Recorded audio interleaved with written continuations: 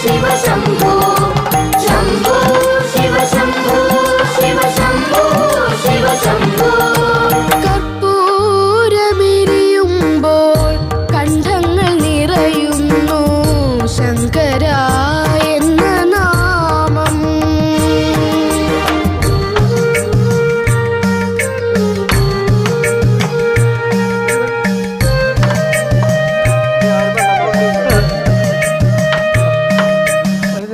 കൊച്ചിൻ ദേവസ്വം ബോർഡിൻ്റെ കീഴിലുള്ള കണ്ണനാംകുളം മഹാദേവ ക്ഷേത്രത്തിലെ പുനരുദ്ധാരണ പ്രവർത്തനങ്ങൾക്ക് ഇന്ന് തുടക്കം കുറിക്കുകയാണ്.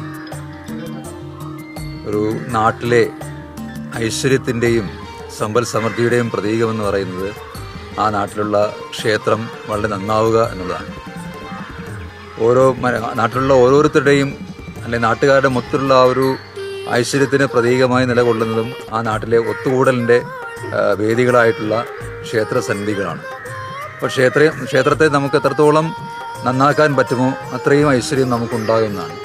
അപ്പോൾ ഈ സംരംഭത്തിൽ നമ്മുടെ ഇന്നത്തെ ഈ ക്ഷേത്രത്തിലെ പുനരുദ്ധാരണ പ്രവർത്തനങ്ങൾക്ക് തുടക്കം കുറിക്കുന്ന ഈ സന്ദർഭത്തിൽ ഇന്നു മുതൽ ഇനി അങ്ങോട്ടുള്ള എല്ലാ പ്രവർത്തനങ്ങൾക്കും എല്ലാവരുടെയും കൂട്ടായ പരിശ്രമം ഉണ്ടാകണം.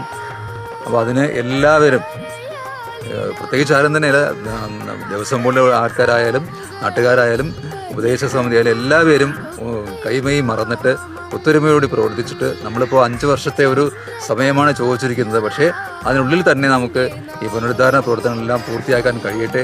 അതിന് മഹാദേവൻ നമ്മളെല്ലാവരെയും അനുഗ്രഹിക്കട്ടെ എന്ന് മാത്രമാണ് ഈ അവസരത്തിൽ പറയാനുള്ളത്. സന്തോഷത്തിലാണ്. കാരണം ഇങ്ങനെ ഒരു തീരുമാനം ഞങ്ങൾക്കത് എടുക്കാൻ കഴിഞ്ഞു. അതിൽ ഞങ്ങൾക്ക് എല്ലാവർക്കും അതിൽ പങ്കെടുക്കാൻ കഴിഞ്ഞ വളരെ സന്തോഷം. എത്രയും പെട്ടെന്ന് തന്നെ ഈ 5 വർഷം എന്നുള്ളത് അതിന് മുൻപ് തന്നെ തീർക്കാനാണ് ഞങ്ങളുടെ ഉദ്ദേശം.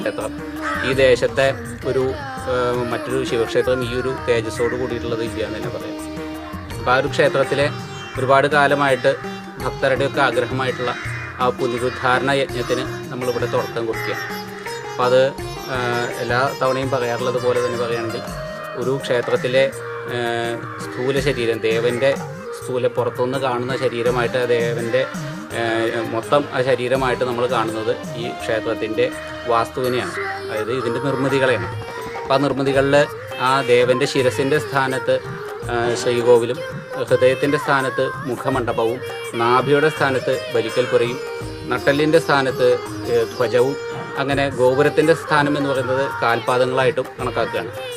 അപ്പോൾ അതിൽ ആ ദേവൻ്റെ ശരീരത്തിന് ഒരു ഛേദം വരുത്തിക്കൊണ്ട്, ഒരു ചെറിയൊരു മാറ്റം വരുത്തിക്കൊണ്ട് ഇനിയുള്ള ഭംഗിയായിട്ടുള്ളൊരു ശരീരം ദേവന് കൊടുക്കാൻ വേണ്ടി, അതായത് കേടുവന്നുള്ള നിർമ്മിതികളൊക്കെ പുനരുദ്ധരിക്കുന്നത് കൊണ്ടാണ് ആ അനുജ്ഞാകലശം എന്ന് പറയുന്ന ഒരു കലശാടി ദേവനോട് അനുമതി ചോദിക്കുന്നത്.